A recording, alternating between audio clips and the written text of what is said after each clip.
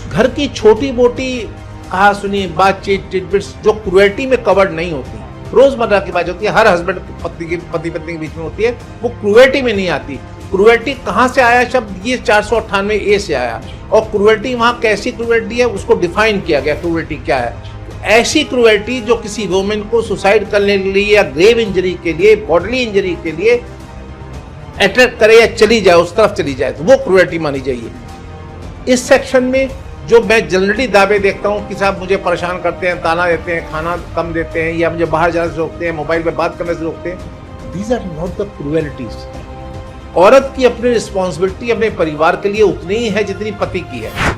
प्रश्न ये है, जितनी भी पत्नियां हैं, आप डीपली उनको सोचें, उनके दावों को पढ़ें, तो आपको पता चलेगा कि उसमें कोई ऐसा कारण नहीं था जिस वजह से एक पत्नी अपने पति से अलग रह रही है। जब तक वो औरत ये न बताए कि उसके पास क्या स्पष्ट कारण और साक्ष्य है जिसकी वजह से वो पति के साथ रहने से मना कर रही है, पति से अलग रह रही है, तब तक वो मेंटेनेंस की हकदार नहीं है। तो सेक्शन 4 और 5 के 144 के आपको पहले पढ़ना होगा अगर आप किसी हस्बैंड का केस कर रहे हैं। मान लीजिए पति पत्नी की शादी एक जगह हुई, बरेली शहर में हुई, दोनों जॉब कर रहे हैं, पत्नी का मन नहीं लगा, पत्नी कहती है मैं तो दिल्ली में मेरा मायका है, मैं दिल्ली जाके रहूंगी, मैं अपने बच्चों को वहीं पढ़ाऊंगी, तो husband is under no obligation to do it. He has not refused to maintain the wife.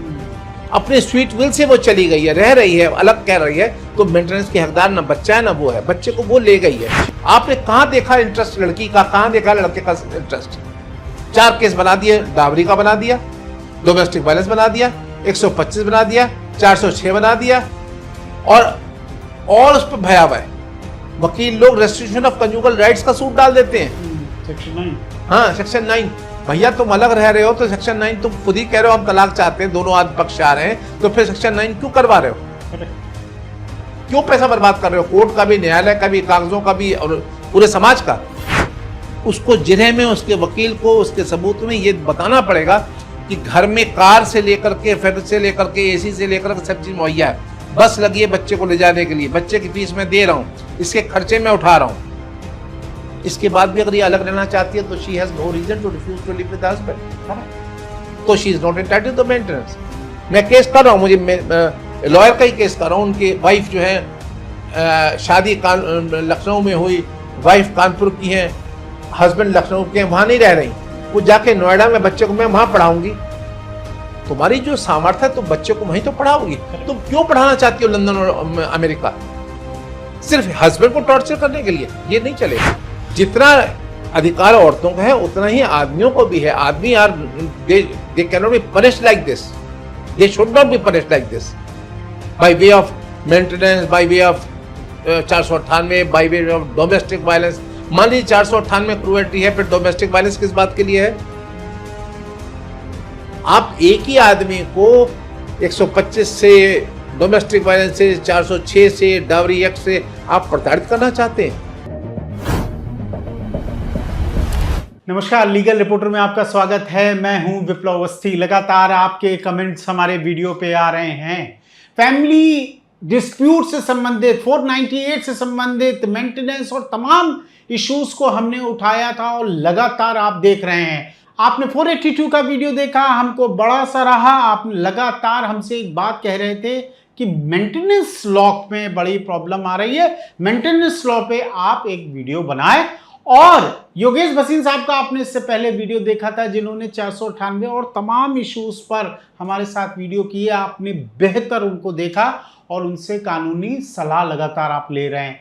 तो योगेश सर के पास हम आ गए हैं। योगेश जी हमारे साथ जुड़ गए हैं। नमस्कार। योगेश भसीन सर के से आज हम जानेंगे कि कैसे मेंटेनेंस लॉ क्या है, कैसे एक व्यक्ति पे अगर मेंटेनेंस आता है तो उसके क्या बचाव हैं, या महिला का क्या पक्ष है या पुरुष का क्या पक्ष है। एडवोकेट योगेश भसीन साहब को आप पहले से परिचित हैं, पिछले 4 दशक का बड़ा अनुभव है, तमाम हाई प्रोफाइल बड़े केसेस करते रहे और मैट्रिमोनियल केसेस के तो मास्टर कहे जाते हैं। योगेश सर, सबसे पहले तो हम थोड़ा सा इस कानून को समझेंगे, क्योंकि अब 1 जुलाई 2024 के बाद से नया कानून भी इमर्ज हुआ है। सेक्शन पहले 125 था सीआरपीसी का, वो बदल के 144 भारतीय नागरिक सुरक्षा अधिनियम BNSS हो गया है। एक तो थोड़ा सा इस लॉ के बारे में हमारे थोड़ा दर्शकों को बताएं। नए और पुराने कानूनों में बिल्कुल भी अंतर नहीं है, एक्सेप्ट बारिंग कुछ वर्ड्स को ऊपर नीचे कर दिया गया है। इंटेंट दोनों का सेम है। इंटेंट पहले भी यही था कि वाइफ्स को, पत्नियों को, बच्चों को, माता पिता को कैसे मेंटेनेंस लाया जाए जो अपने आप को मेंटेन करने में असमर्थ है, ऐसे लोगों को, ऐसे पेरेंट्स को, ऐसे बच्चों को और ऐसी वाइफ्स को। ठीक है। वही इंटेंट अब इस 144 में भी है। कहीं इंटेंट में कोई फर्क नहीं आया है। न्याय की मंशा जो पहले थी वो आज भी है, बारिंग चेंजिंग ऑफ फ्यू वर्ड्स, जिनसे कोई मटेरियल फर्क नहीं पड़ रहा है दोनों सेक्शंस में, नए में और पुराने में। प्राविधान एकदम सेम है, न्याय की गतिविधियां भी एकदम सेम है, और जो पुराने कानून मेंटेनेंस के लिए ऑनरेबल सुप्रीम कोर्ट ने, हाई कोर्ट ने दिए हैं, वो भी सब almost applicable as it is होंगे, क्योंकि कोई प्राविधान में और कोई नियत में चेंज नहीं है। दोनों कानूनों की मंशा, दोनों कानूनों की एक है, नए और पुराने की। ठीक है, थोड़ा सा डेफिनेशन पे इस पे आ जाते हैं। आखिर मेंटेनेंस क्या चीज है, किस पे लागू होता है, और कोई महिला, बच्चे और माता पिता इस कानून की जद में है, कैसे अपने अधिकारों का अवेल करेंगे, वो थोड़ा सा डेफिनेशन के साथ। सेक्शन का अगर हम हेडिंग पढ़े, पुराने और नए दोनों का, जी, वो सेक्शन अपने आप में सेल्फ स्पीकिंग है कि क्या कह रहा है। सेक्शन कह रहा है ऑर्डर फॉर मेंटेनेंस, ऑर्डर करेगी न्यायालय मेंटेनेंस का, यानी कि आपस में उनको मेंटेन करने के लिए करेगी। For home, wifes, children and parents, तीन लोगों को। और क्यों करेगी? Because they are unable to maintain themselves, they can move an application to the court and court will pass the order. नहीं, they deserve to be maintained by the person who is responsible for the maintenance of these persons. तो वो court can make an order on the basis of the evidence given by both the parties. ठीक है, तो वो decide होगा। तो इसकी नियत यही है कि जो पत्नियां अपने आप को अलग रह रही हैं किसी वजह से और अपने आप को रख रखाव करने में, अपने मेंटेनेंस करने में असमर्थ हैं, या इस काबिल नहीं है कि वो कमा के अपना भरण पोषण कर सकें, ऐसे बच्चे जो असमर्थ हैं अपना भरण पोषण करने में, ऐसे पेरेंट्स जो अब इस एज ग्रुप में हैं जो मेंटेन करने में असमर्थ हैं, या किसी भी एज ग्रुप में हैं अपने आप को मेंटेन करने में असमर्थ हैं, अपना भरण पोषण रखने में, रख रखाव करने में असमर्थ हैं, तो बच्चों की जिम्मेदारी है, जो एडल्ट बच्चे हैं जो कमा रहे हैं, जिनके ऊपर उनके रिस्पॉन्सिबिलिटी, मतलब माता पिता के बच्चे, उन बच्चों के पिता या वाइफ्स के हस्बैंड, ठीक है, उनकी जिम्मेदारी है कि वो उनको मेंटेन करें। और न्याय उनको एक रास्ता दिखाता है कि आप आइए कोर्ट और आप अपनी शिकायत करिए और अपने कागज दाखिल करिए, हम देखेंगे कि क्या आप मेंटेनेंस पाने के अधिकारी हैं कि नहीं है, और उस सूरत में दोनों पक्षों को सुनने के बाद न्यायालय निर्णय देगा कि आपको मेंटेनेंस मिलना चाहिए। तो सबसे पहले हम शुरुआत करते हैं महिला से। सर, इस मेंटेनेंस कानून में महिला का थोड़ा सा आप पहले तो हक बता दीजिए कि उसके क्या हक हैं टुवर्ड्स अपने हस्बैंड को लेकर, और पुरुष के इसी साइमल्टेनियसली पुरुष के क्या हक होंगे, और महिला का कब मेंटेनेंस बनेगा, डिवोर्स पहले बनेगा, बाद में बनेगा, या महिला छोड़ के चलेगी, ये थोड़ा सा बता दीजिए एक बार डिटेल जी। अगर आपको ये देखना है कि औरत को मेंटेनेंस क्यों और कब मिलना चाहिए, तो आपको सेक्शन को 144 नए वाले को, पुराने 125 को, अब पुराना 125 थोड़ी देर के लिए भूल जाइए, अब नया 144 पढ़िए। तो नया 144 सेक्शन के सब क्लास 4 और 5 को पहले पढ़ना पड़ेगा, ठीक है, और उसके साथ साथ पढ़ना पड़ेगा आपको वो सेक्शन जो ऊपर की लाइन है, if any person having sufficient means neglect, if any person sufficient means neglects और रिफ्यूज टू मेंटेन, दो बातें हैं। नेग्लेक्ट करता है किनको? अपनी वाइफ को, अपने बच्चों को, अपने माता पिता को, और रिफ्यूज करता है, मना करता है कि मैं इनको मेंटेन नहीं करूंगा, तो कानून आपका रक्षक बन के आता है और कहता क्या है, refuse to maintain his wife unable to maintain, के ऐसे लोग, एक वाइफ पत्नी के लिए कहा गया जो अनेबल है अपने को आपको मेंटेन करने के लिए, जो स्वयं को मेंटेन नहीं कर सकती, अपना भरण पोषण नहीं कर सकती, अपना खर्चा नहीं वहन कर सकती, ऐसी पत्नियों को। दूसरा, विधिक लेजिटिमेट चाइल्ड और इलेजिटिमेट चाइल्ड, किसी प्रकार का बच्चा है, वैध अवैध संतान, वैध अवैध संतान जो है, मैरिड है या नहीं मैरिड है इससे मतलब नहीं है, जो अपने आप को मेंटेन करने में असमर्थ है, उसको भी मेंटेन मिलने के, वो भी कानून का दरवाजा खटखटा सकता है, उसको भी इस प्राविधान के अंतर्गत कोर्ट से मेंटेनेंस की रकम मिल सकती है। ठीक है। अब सी में कर दिया हिज लेजिटिमेट और illegitimate child not being a married daughter. अगर कोई लड़की है लेजिटिमेट और इलिजिटिमेट और शादी हो गई है तो वो इंटाइटल्ड नहीं है मेंटेनेंस की, क्योंकि उसकी जिम्मेदारी उसके हस्बैंड पे चली गई। Correct. Who has attend majority where such child is by reason of any physical or mental abnormality or injury unable to maintain himself। वो बच्चे जो मेंटल कॉज से की बीमारी से पीड़ित हैं या शारीरिक रूप से ऐसे नहीं है, सक्षम है जो अपना मेंटेन कर सके, अपने लिए कमा खा सके, तो उनके लिए कोर्ट ने फिर सी में प्राविधान दिया नहीं, ऐसे लोगों को भी मेंटेनेंस उसके पिता के द्वारा या पति के द्वारा या बेटे के द्वारा दिया जाना चाहिए। ठीक है। चौथा आया हिज फादर और mother unable to maintain himself. किसी लड़के के माता पिता स्वयं का मेंटेनेंस करने में अगर असमर्थ है, उनको भी न्याय का सुरक्षा मिली हुई है कि वो इस प्राविधानों के अंदर जाकर के न्यायालय में दरवाजा खटका सकते हैं। एक सिंपल एप्लीकेशन देखते हैं, वकील की जरूरत भी नहीं है, जाइए एप्लीकेशन दीजिए कि मैं इस ढंग का ऐसे कहूँ, ये मेरा बेटा है और मैं हमको नेग्लेक्ट कर रहा है, छोड़ दिया है हमको, हम अपने आप को कमाने में, अपना भरण पोषण करने में, अपना शरीर की देखरेख करने में असमर्थ है, तो हम आपको न्यायालय से कहिए तो न्यायालय आपको मेंटेनेंस दिलाएगा अपने बच्चे जो लगातार हमें कंप्लेंट्स आ रही हैं या लोग कमेंट्स कर रहे हैं, उनका ये कहना है कि पत्नी को हम साथ में रखना चाहते थे, छोटी छोटी घर के विवादों में पत्नी ने झगड़ा किया और चली गई, इसके बाद मेंटेनेंस का मुकदमा कर दिया, हम 30-40 हज़ार की नौकरी कर रहे हैं, उसमें से वो पैसा मांगने को दौड़ रही है। अब इस परिस्थितियों में आपके पास किस तरह के मामले हैं और क्या अनुभव सर कहता है? मेरा मानना यह है इस लॉ के बारे में, apart from the provisions content in the section, मेरा मानना यह है कि जब किसी दो व्यक्तियों की, स्त्री और पुरुष का विवाह होता है और विवाह में बनते हैं, उस समय सप्तपदी होती है और कुछ वचन दिए जाते हैं, उन वचनों को अब हम लोग भूलते जा रहे हैं। उस वचन में ये सब है कि मैं ये करूंगा, पत्नी ये करेगी, पत्नी के दायित्वों का और पति के कर्तव्यों का दोनों का आभास उस समय शपथ में दिया जाता है, साथ शपथ दिलाई जाती है। तो इस लॉ की मंशा भी यही है कि घर की छोटी मोटी कहा सुनी बातचीत, टिडबिट्स जो क्रुएल्टी में कवर्ड नहीं होती, रोजमर्रा की बात होती है, हर हस्बैंड पति पत्नी के बीच में होती है, वो क्रुएल्टी में नहीं आती। क्रुएल्टी कहां से आया शब्द? ये 498A से आया, और क्रुएल्टी वहां कैसी क्रुएल्टी है उसको डिफाइन किया गया। क्रुएल्टी क्या है? ऐसी क्रुएल्टी जो किसी वुमेन को सुसाइड करने के लिए या ग्रेव इंजरी के लिए, बॉडीली इंजरी के लिए अट्रैक्ट करे या चली जाए, उस तरफ चली जाए, तो वो क्रुएल्टी मानी जाइए।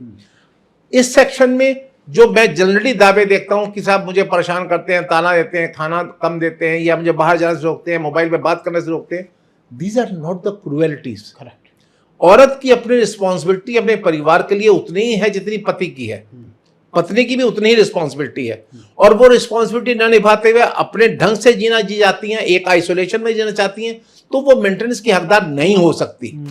हालांकि कानून बहुत सहृदयता से और लड़कियों को, महिलाओं को उत्पीड़न से बचाने के लिए या उनकी अवस्था देख करके एक दृष्टि, मैं कहूंगा थोड़ी दृष्टि फेवरेबल होती है लेडीज के, वो मेंटेनेंस ग्रांट हो जाता है। लेकिन प्रश्न ये है कि जितनी भी पत्नियां हैं, आप डीपली उनको सोचें, उनके दावों को पढ़ें, तो आपको पता चलेगा कि उसमें कोई ऐसा कारण नहीं था जिस वजह से एक पत्नी अपने पति से अलग रह रही है। जब तक वो औरत ये न बताए कि उसके पास क्या स्पष्ट कारण और साक्ष्य है जिसकी वजह से वो पति के साथ रहने से मना कर रही है, पति से अलग रह रही है, तब तक वो मेंटेनेंस की हकदार नहीं है। तो सेक्शन 4 और 5 को 144 के आपको पहले पढ़ना होगा अगर आप किसी हस्बैंड का केस कर रहे हैं। ठीक है। ये देखना होगा कि क्या उसके पास सफिशिएंट रीजन है to refuse to live with the husband, और अगर वो अलग से रह रही है, उसके पास कोई कारण नहीं रहने का।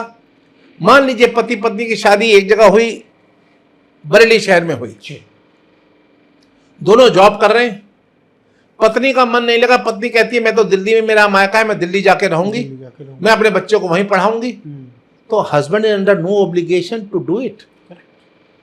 ही has not refused to maintain the wife. अपने स्वीट विल से वो चली गई है, रह रही है, अलग कह रही है, तो मेंटेनेंस की हकदार ना बच्चा है ना वो है, बच्चे को वो ले गई है। ठीक है, ये तो आपने थोड़ा सा बताया। अगर भसीन साहब, मुझे लगता है कि अगर जो हमारे दर्शक समझना चाहें, अगर मेंटेनेंस किसी महिला को पाना है और जेन्युइन केस है, वो इंग्रेडिएंट्स पॉइंट वाइज अगर आप हमारे दर्शकों हाँ। को बता दें तो ज्यादा बेहतर रहेगा। वो औरत प्रताड़ित की जा रही है और ऐसी परिस्थितियां घर में पैदा कर दी गई हैं कि वो अब साथ में रह नहीं सकती। हाँ, उसे घर छोड़ना पड़ा उन परिस्थितियों की वजह से। वो साक्ष्य होनी चाहिए रिकॉर्ड पर उन पत्नियों को, उन बच्चों को या उन पेरेंट्स को जो भी क्लेम कर रहे हैं मेंटेनेंस, लाना पड़ेगा कि इन वजहों से, ये कारण से मैं अलग रह रही हूं, ये कारण से मैं अब साथ रहने में असमर्थ हूं, मेरा जीवन खतरे में है, मेरे ये परेशानी है, तब वो मेंटेनेंस की हकदार हो सकती है। और उसको हाँ, नंबर 1। हाँ। नंबर 2 चीज, उसकी कमाई का जरिया क्या है? वो वहीं में आ रहा हूं जी। न्याय ये भी कहता है, इस व्यवस्था प्राविधानों में ये भी कहा गया है, who is unable to maintain herself. Unable to maintain herself एक बहुत वाइड है। हम एमए पढ़े हुए हैं, हम बीएससी पढ़े हुए हैं, कुछ केस ला है सुप्रीम कोर्ट के, हाई कोर्ट के, जिसमें यह कहा गया है कि इतनी पढ़ी लिखी है and she is capable of earning, still she is not earning, तो she is not entitled for the maintenance. ठीक है। हम सिर्फ हैरेसमेंट करने के लिए हस्बैंड को अलग रह रहे हैं और हैरेसमेंट करने के लिए हस्बैंड का हम मेंटेनेंस मांग रहे हैं या अपने शौक पूरे करने के लिए मेंटेनेंस मांग रहे हैं, तो वो मेंटेनेंस की डेफिनेशन में नहीं आएगा। वो मेंटेनेंस उसको नहीं मिलना चाहिए। उस औरत को, ऐसी औरत हकदार नहीं है मेंटेनेंस। करेक्ट। हाँ, अगर परिस्थितियां हस्बैंड के द्वारा ऐसी पैदा कर दी गई, परिवार में ऐसे पैदा हो गई जिसकी वजह से औरत वहां रहने में असमर्थ है, उसके जीवन को खतरा है, उसके बच्चे के फ्यूचर को खतरा है, तो वो अपने बच्चे को लेकर अलग जा सकती है। But she has to prove in the court कि मेरे पास सफिशिएंट रीजन था जिसकी वजह से मैं अलग हो गई, अलग रह रही हूं, और मैं इस समय इन परिस्थितियों में कमाने में असमर्थ हूं, अपना भरण पोषण करने में असमर्थ हूं, मैं कमा नहीं सकती। उस सूरत में दोनों बातें जब साबित होंगी तो कोर्ट कहेगी नहीं, आपको मेंटेनेंस मिलना चाहिए, और कोर्ट उनको मेंटेनेंस देगी। ठीक है, ठीक है। ये तो आपने एस्पेक्ट बता दिया महिला के पक्ष की तरफ कि क्या इंग्रेडिएंट होने चाहिए, आपने समझ लिया होगा अगर कोई महिला इस वीडियो को देख रही है और मेंटेनेंस में। अब सवाल ये इंपॉर्टेंट आता है कि हस्बैंड का जब वो कोर्ट के सामने इस तरह की पिटीशन आए, वो प्रोटेस्ट करने जाए, उसको क्या आधार लेने पड़ेंगे कोर्ट के सामने? विप्लव जी, मैं आपको बड़ी एक साफ बात बताऊं जी बेलाग जी। वास्तव में जो औरत और आदमी की परेशानी है, इसीलिए सरकार ने, न्यायालयों ने मीडिएशन सेंटर बनाए कि जाके पहले आप सब बात समझिए। मैं कई बार मैंने काउंसलिंग करते हैं पाया कि वास्तविक झगड़ा तो रिकॉर्ड पे कोर्ट के सामने होता ही नहीं। जी। वकील के द्वारा बनाया गया केस होता है जिसको औरत साबित करने की कोशिश करती है और हस्बैंड अपने आप को बचाने की कोशिश करता है। वो डिफेंस भी वकील से बनाया गया होता है, वो केस भी वकील द्वारा बनाया गया होता है। जब काउंसलिंग में जाते हैं, जब मीडिएशन सेंटर में जाते हैं और उनसे वास्तविकता पूछी जाती है तो तथ्य बिल्कुल विपरीत होते हैं। कोई झगड़े की जड़ होती ही नहीं है। मैं यहां पर 1 मिनट अपनी बात से अलग हटके कहना चाह रहा हूं कि न्यायालयों को भी और जो संस्थाएं बनी हुई हैं, जो मीडिएशन सेंटर बने हुए हैं, वहां पर सेल्फ इंटरेस्ट छोड़ करके लोगों को कोशिश करना चाहिए कि परिवार बच जाएं, जिससे समाज टूटने से बचे। एक परिवार का टूटने का मतलब यह है समाज का टूटना, और समाज का टूटना मीन्स देश का टूटना। इस जो भयावह स्थिति है, इसको बचाने के लिए काउंसलर्स, अच्छे काउंसलर, निष्पक्ष काउंसलर्स और निस्वार्थ काउंसलर्स और प्रिसाइडिंग ऑफिसर्स को ये चाहिए। मैंने देखा है बहुत कोशिश करते हैं प्रिसाइडिंग ऑफिसर्स, लेकिन कई बार मेरे ही साथ के पेशे के लोग वो नहीं चाहते कि कंप्रोमाइज हो, नहीं करने देते कंप्रोमाइज। मैं स्पष्ट बता रहा हूं, न्यायालय चाहते हैं, मीडिएशन सेंटर वाले चाहते हैं, लेकिन कंप्रोमाइज नहीं हो पाता क्योंकि उस समय दोनों पक्षों को भड़का दिया जाता है। अरे तुम 50,000 मेंटेनेंस दोगे, तुम 20 लाख एलिमनी दोगे, अरे छोड़ो, लड़ो मुकदमा। ये तरीका नहीं है। हमारी कोशिश होनी चाहिए कि अगर हम खुशी खुशी साथ नहीं रह पा रहे तो खुशी खुशी अलग हो जाएं, इन झगड़ों से बच जाएं। झगड़े में लड़की लड़के, हस्बैंड वाइफ दोनों के टाइम बर्बाद होते हैं, बच्चों का भविष्य स्टेक पर होता है और हमारा समाज स्टेक पर होता है। तो हमें ये चीज ध्यान देनी पड़ेगी। और अगर हम लोग ध्यान नहीं दे रहे, इस एज में आकर के भी वकील लोग ध्यान नहीं दे रहे, तो बड़ा अनफॉर्चुनेट है। हम सबको यह ध्यान देना चाहिए कि परिवार टूटने से कैसे बचें, मेंटेनेंस की नौबत क्यों आए, घर में रह करके इज्जत की रोटी औरत क्यों ना खाए, कपड़े क्यों ना पहने, अपने रोजमर्रा का जीवन सुचारू रूप से क्यों ना चलाए, क्यों लग जाए। ठीक बात, ऐसी परिस्थिति हस्बैंड की तरफ से भी पैदा नहीं की जानी चाहिए कि औरत मजबूर होकर अलग चली जाए। और औरत को भी अपनी जिम्मेदारियां समझते हुए उस परिवार को बचाने की हर संभव प्रयत्न करना चाहिए। करेक्ट। फिर भी किसी के बहकावे में, जैसा आपने कहा कि वकीलों ने लिखा दिया कि जाओ अब आ गए हो, कोई बात नहीं, घर आ गई हो पिता के, अब तुम मेंटेनेंस का मुकदमा करो, हम लिखवाते हैं। खाली मेंटेनेंस नहीं, मैं आपको टोक रहा हूं, खाली मेंटेनेंस नहीं, हाँ। यहां पर प्रोफेशन में मैंने देखा है 4 का सेट बनाते हैं। आइए पैकेज है 4 का सेट, 4 मुकदमे दाखिल करेंगे, तुम्हें अभी इतना बताएंगे, इनको बंद करा देंगे। सब क्या है? What is this? आप सेट बना रहे हैं इसलिए अपने स्वार्थ के लिए। आपने कहां देखा इंटरेस्ट लड़की का, कहां देखा लड़के का इंटरेस्ट? 4 केस बना दिए, डावरी का बना दिया, डोमेस्टिक वायलेंस बना दिया, 125 बना दिया, 406 बना दिया, और उस पर भयावह वकील लोग रेस्ट्रिक्शन ऑफ कंजुगल राइट्स का सूट डाल देते हैं। सेक्शन 9। हाँ, सेक्शन 9। भैया तुम अलग रह रहे हो तो सेक्शन 9 तुम खुद ही कह रहे हो हम तलाक चाहते हैं, दोनों आदमी पक्ष आ रहे हैं, तो फिर सेक्शन 9 क्यों करवा रहे हो? करेक्ट। क्यों पैसा बर्बाद कर रहे हो? कोर्ट का भी, न्यायालय का भी, कागजों का भी, और पूरे समाज का। तो मेरा कहना यह है कि 125 के अंदर बहुत आवश्यक हो, शुरू के स्टेप में ही कोर्ट को इन मुकदमों को अपने प्रयासों से, काउंसलर्स के प्रयासों से, और अच्छे वकील हो तो उनको अपॉइंट करें, उनको बताएं कि इनकी काउंसलिंग करो ले जा करके, और काउंसलिंग करके इन मुकदमों को समाप्त करा देना चाहिए। तो बसिन सर, हमारे जो दर्शक, पुरुष दर्शक हैं, उनके लिए कुछ एडवाइस कर दीजिए। ये तो निश्चित रूप से आपने बहुत बढ़िया बात। हाँ, और पुरुषों के लिए जी, मैंने अक्सर केसों में देखा है कि कहीं दावों में ये बात नहीं होती, लेडीज के दावों में, वाइफ के दावों में, कि वो ये तो कहती हैं, ताना मारते हैं, थप्पा मारते हैं, 10 लाख मांगते हैं, 5 लाख मांगते हैं, वो डाउरी 498 के केस के सारे इंग्रेडिएंट, सारी बातचीत ले आते हैं 125 में, और फिर दावा ठोक देते हैं, और दावे में चलिए ये सबूत हो गया। आदमियों के लिए सेक्शन 4 और 5 बहुत इंपॉर्टेंट है, और प्रोविजो बहुत इंपॉर्टेंट है। आपको ये साबित करना है कि नहीं, ये इसके पास डिग्रियां हैं, ये इतनी पढ़ी लिखी है, ये कमाने में समर्थ है और कमाती रही है। मेरे को हैरेसमेंट करने लगी, मेरे को परेशान करने लगी, अब नहीं कमाना चाह रही, या झूठ बोल रही न्यायालय के सामने, और ये सिर्फ मेरे हैरेसमेंट के लिए मुझसे मेंटेनेंस मांग चाहती है, खर्चा चाहती है। मुझे परिवार का कोई सुख न दे करके मुझसे मेंटेनेंस आप चाहती हैं, क्यों? ये सवाल होना चाहिए कोर्ट का। भाई या तो आप अलग हो जाइए, एलिमिनेट ले लीजिए, जाइए, लेकिन आप लगातार मुकदमे में मुझे फंसा के रखना चाहती हैं और मुझसे मेंटेनेंस चाहती हैं, क्यों? Then you have to give the reason for that. आप हस्बैंड के लिए यह साबित करना होगा कि ये लड़की कमा सकती है, पढ़ी लिखी है, कमाने काबिल है, कमाती रही है।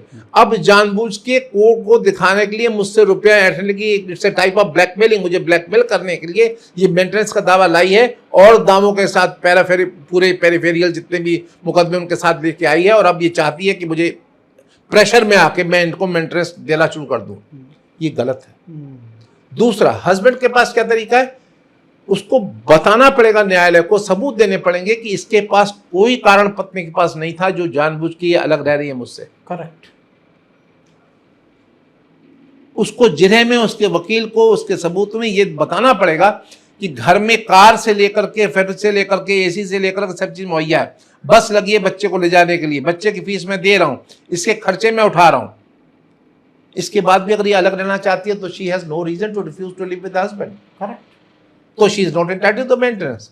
मैं केस कर रहा हूं, मुझे लॉयर का ही केस कर रहा हूं। उनकी वाइफ जो है, शादी लखनऊ में हुई, वाइफ कानपुर की है, हस्बैंड लखनऊ के हैं, वहां नहीं रह रही, वो जाके नोएडा में बच्चे को मैं वहां पढ़ाऊंगी।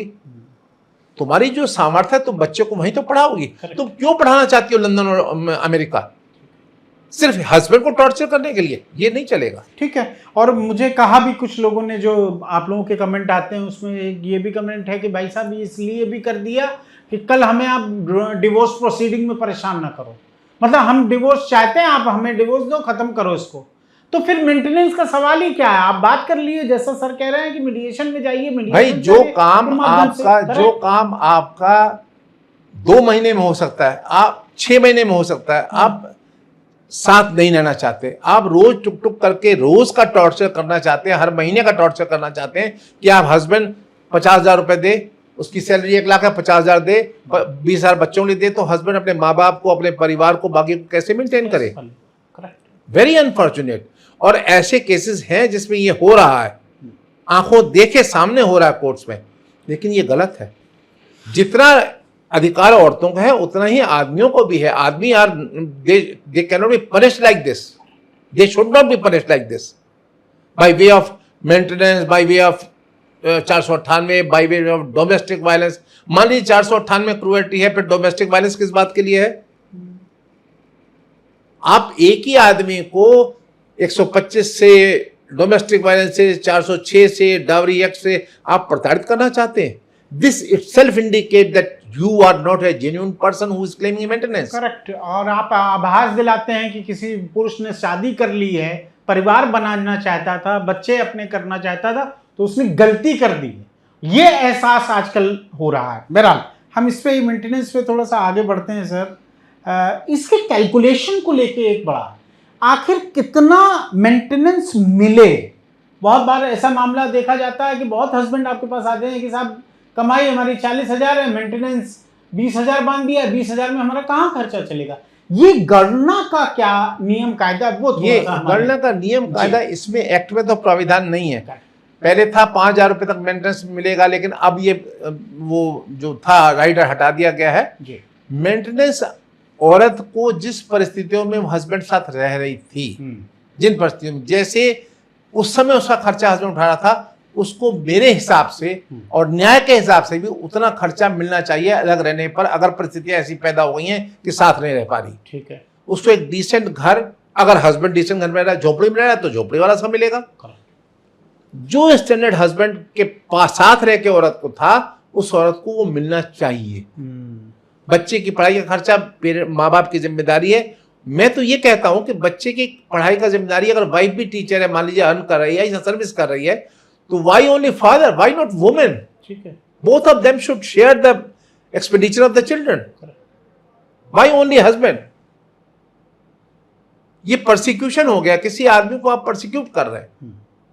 आप किसी को कहने नहीं था भाई औरत कमा रही है, हम तो अपना बैंक में रखेंगे, तुम्हारा हम खर्चा तुमसे लेंगे बच्चों को लिए, 2 बच्चे मैं अमेरिका भेजूंगी पढ़ने के लिए। तो भाई ये अगर हस्बैंड की हैसियत ही नहीं तो क्यों लेगी?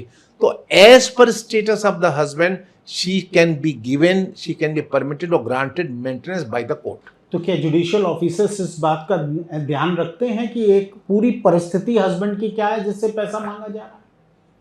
अगर उनके अधिवक्ता, दोनों पक्षों के अधिवक्ता ये समझदारी से पूरी बात कोर्ट के सामने रखते हैं, तो न्यायालय जरूर निर्णय लेता है। न्यायालय कोई इंटरेस्टेड नहीं होता किसी पार्टी में, न्यायालय निष्पक्ष है।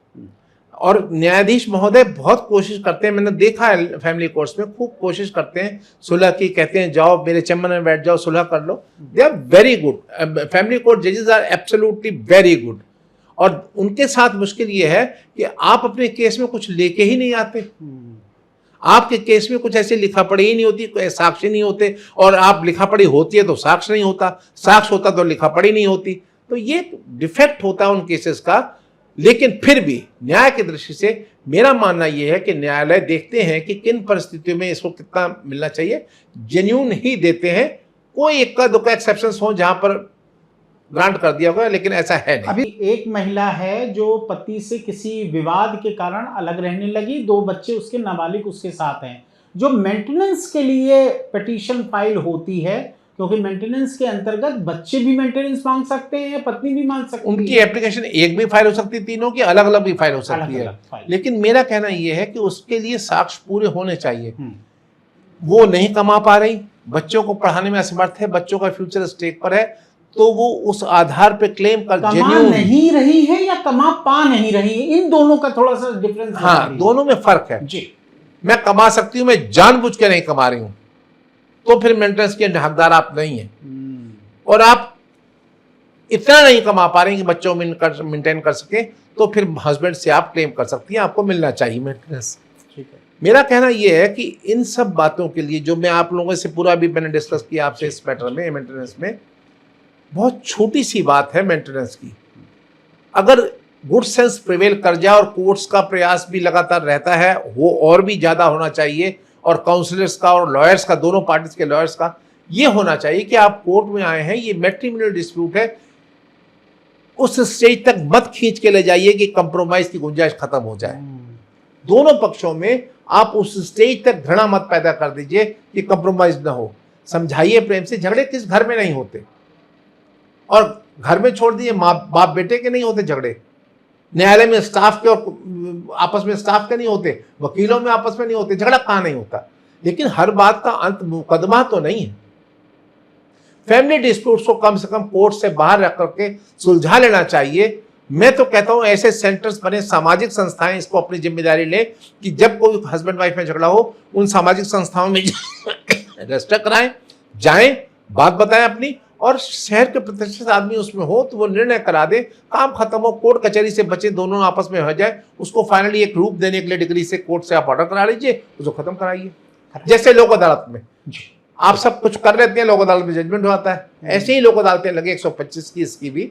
तो मेरा कहना ये है कि ये जो भयावह स्थिति है, एक फैमिली कोर्ट होती थी, 10 मुकदमे होते थे, अब 10 फैमिली कोर्ट है और हर एक में हजारों मुकदमा है। ये क्या है? परिवार बिखर रहे हैं, समाज पूरा का पूरा मतलब सत्यानाशी की तरफ जा रहा है। ठीक है, ठीक है। एक लास्ट क्वेश्चन की तरफ बसिन सर चलते हैं। बूढ़े माँ बाप का एक बड़ा रोल है। सरकारी नौकरी है नहीं, पेंशन की व्यवस्था है नहीं, जिंदगी भर नौकरी करते रहे, प्राइवेट रिटायर हो गए, बच्चे को पढ़ाने के लिए जीवन भर की कमाई लगा दी। आज वही बच्चा आंख दिखा रहा है, वही बच्चा दवाई नहीं लाके दे रहा है। ऐसे केसेस में मैं चाहता हूं न्यायालय को बहुत स्ट्रिक्ट होना चाहिए, और हमेशा पेरेंट्स का, उन पेरेंट्स का, ओल्ड एज पेरेंट्स का जो असहाय हैं, जो सामर्थ्यवान नहीं है, जो अपने नहीं भरण पोषण कर पा रहे हैं, जिनकी कोई देखरेख करने वाला नहीं है, उनको बहुत स्ट्रिक्टली बच्चों को कोर्ट के द्वारा ऐसा और आदेश पारित करके उनको मेंटेनेंस दिलाना चाहिए, और इस बात का ध्यान रखना चाहिए कि वो मेंटेनेंस प्रॉपर उनको मिल रहा है और उनका जीवन यापन सही से हो पा रहा है। और ऐसा देखने के लिए कोर्ट को इंटरिम मेंटेनेंस के तौर पे ऐसी धनराशि दिलानी चाहिए। फाइनल तो बाद में होगी, लेकिन इंटरिम मेंटेनेंस भी उन लोगों को ऐसा दिलाना चाहिए ताकि ये लड़का आगे जो बच्चा है, उनकी औलाद जो है, वो बदमाशी ना कर सके। उसको आप 6 महीने साल भर तक इंटरिम मेंटेनेंस दिलाइए, उसके बाद फाइनल करिए, और ये देखिए कि इसका आचरण में कोई सुधार है कि नहीं। ठीक है। बुजुर्ग जो दंपत्ति हैं, अगर भाई भी आपको सुन रहे हैं, एप्लीकेशन में क्या क्या इंग्रेडिएंट डालें? एप्लीकेशन सिर्फ ये लिखे कि हमने अपने सारे जीवन की कमाई इस बच्चे को दे दी, ये हमारी औलाद है, और हम अब अपने आप को इस उम्र में आकर के शारीरिक रूप से, मानसिक रूप से, वित्तीय रूप से हम असमर्थ हैं, अपने आप को हम खर्चा नहीं उठा पा रहे हैं, और ये जिसको हमने अपने अच्छे घर में पाला था, वो बच्चा हमें जाके ओल्ड एज होम में छोड़ के आ रहा है, जहाँ पर कोई खाने की, कपड़े की, रहने की प्रॉपर व्यवस्था नहीं होती है।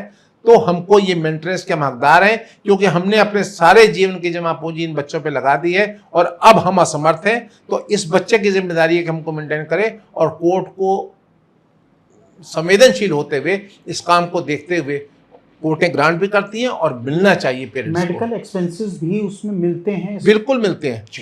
जब हम कमा ही नहीं सकते, हमारा इलाज कौन कराएगा? अब तो गवर्नमेंट की बहुत सारी स्कीम्स हैं, बच्चे लड़के न दें अपने पास से तो गवर्नमेंट से वो पॉलिसीज उनको दिला दें ताकि वो अपना जाके इलाज करा सके। आयुष्मान योजना है, बीसीओ सरकार की योजनाएं हैं, फ्री मेडिकल ट्रीटमेंट है 70 साल तक के लोगों के लिए, तो अब उसके बाद तो ट्रीटमेंट ही फ्री हो गया है। तो ये कराना चाहिए बच्चों को, लेकिन बच्चे ये भी नहीं करते कि हम ये व्यवस्था उनकी करवा दें। वो तो छोड़ दीजिए, देना तो छोड़ दीजिए, जो दूसरे से मिलना है, जो सरकार से मिलना है, वो दायित्व भी नहीं निभाते। ये बहुत अनफॉर्चुनेट है हमारी सोसाइटी के लिए। और मैं आपको बता रहा हूं कि जो बच्चे ऐसा करते हैं, मैंने देखी है जनरेशन ऐसी कि उनके बच्चे उनके साथ फिर वही व्यवहार करते हैं जो वो अपने पेरेंट्स के साथ कर रहे हैं। Correct correct correct correct. Yogesh sir, बहुत बहुत शुक्रिया, आप बहुत बहुत बेहतर बातें बताई। मेंटेनेंस लॉ को लेके आप लगातार प्रश्न कर रहे थे, मुझे लगता है सर ने करीब करीब आपकी जितनी क्वारीज आप कर रहे थे उनको कहीं ना कहीं एड्रेस किया है। फिर भी आपके कोई प्रश्न रह जाते हैं तो इसी वीडियो के नीचे हमारा मोबाइल नंबर और हमारी वेबसाइट www.justnyay.com चल रही है, आप हमसे संपर्क कर सकते हैं और अपनी कानूनी समस्याओं का हल ले सकते हैं बेहतर कानूनी सलाह के साथ। बहुत बहुत शुक्रिया, बहुत बहुत धन्यवाद, नमस्कार। लीगल रिपोर्टर के सभी वीडियो को देखने के लिए लीगल रिपोर्टर को सब्सक्राइब करके बेल आइकन बटन जरूर दबाएं।